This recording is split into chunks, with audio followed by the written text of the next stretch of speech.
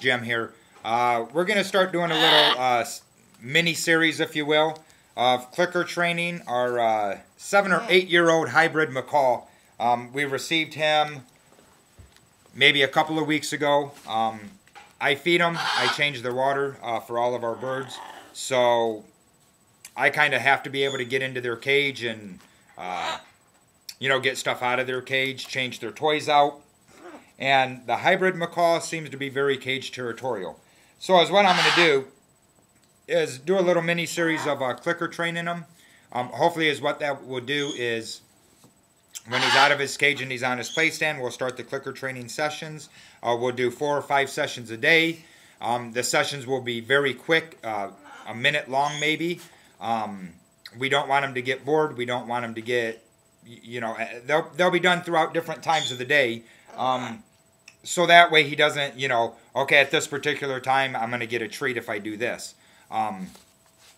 So we'll kind of set that up, and then when he decides to go into his cage, then is what we're going to try to do is when I go by his cage to change his food bowl or his water, I'm going to hit that clicker, and hopefully is what that would do is get him to calm down while he's in his cage, because he hears that noise, he's going to come over and expect a treat.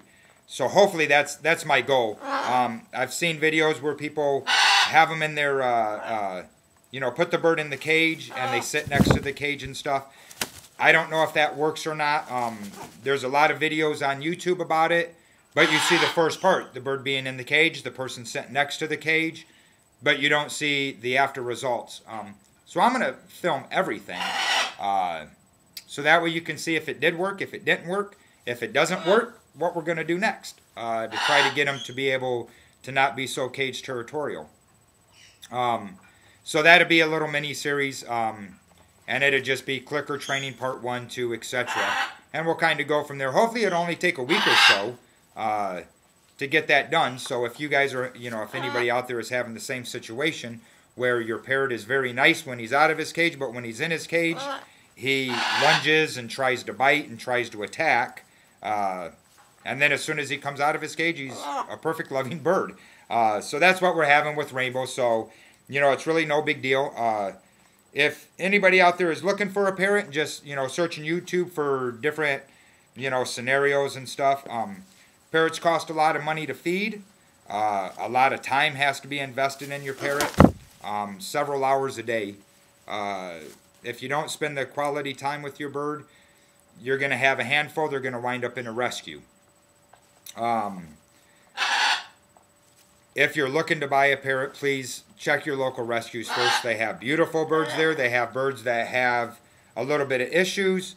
But if you take that bird with an issue and you show that bird love, attention, get them on a good diet, that's probably going to be one of your best pets. Because now that bird trusts you 100% not to hurt them. So you want to check your parrot shelters and try to adopt a parrot that way. You okay, buddy? And try to get you a bird that way. So anyways, it'll be a little mini series. It'll be a little mini series of clicker training. A 7 or 8 year old hybrid macaw. Then we'll also do some stuff with Zazu here. He's 13 weeks old, and still hand feeding him, and but he's pretty casual now. Come on, buddy. But I've been, like I said, I've had him since he was 4 or 5 weeks old. So we kind of goof off a lot. So he trusts me, not to hurt him, so that's why I can fool around with him like that. But you can get any parrot to do that. You just got to build that trust and show your bird a lot of attention, and you can play tricks with your bird, flip them over on their back, stuff like that. You just got to work with them. And if you get a bird, whether it's from a shelter, whether it's from a pet store, anything of that nature, you have to remember the way that the parrot is acting at the store or at the rescue is not the way he's going to act at your house.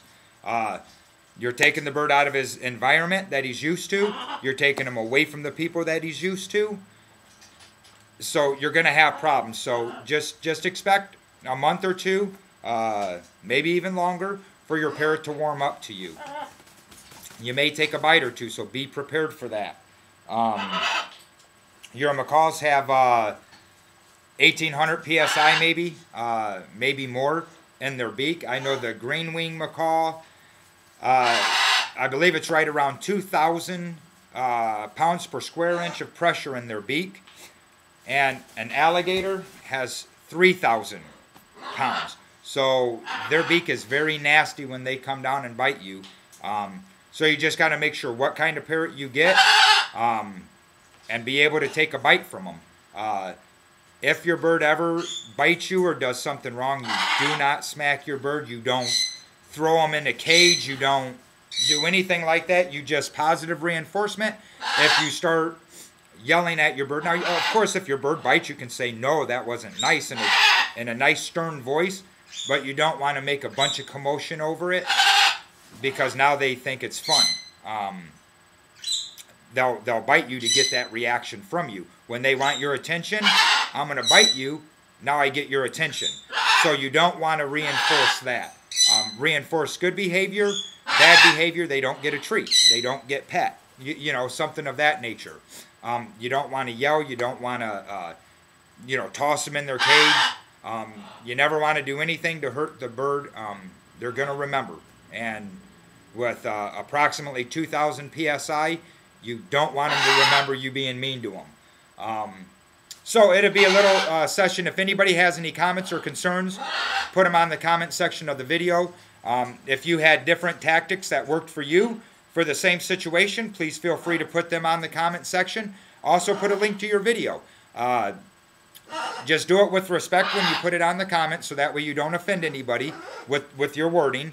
And maybe we'll compile a bunch of different videos of, a little slideshow, if you will, of a bunch of different videos of what works, what didn't work, and what particular type of parrot it worked on. So maybe we can kind of narrow it down and come up with the bases for people that are having the same situation. They know, okay, if they have a macaw, if they do this, 8 times out of 10 it's going to work for them. If they have an African gray, they can do this. So just, again, you can put it on the comment section, but just be careful how you word it so that way nobody gets offended. And we'll go from there. We'll start the training sessions tomorrow, and I'll be videotaping them, and we'll see how it goes. Thanks.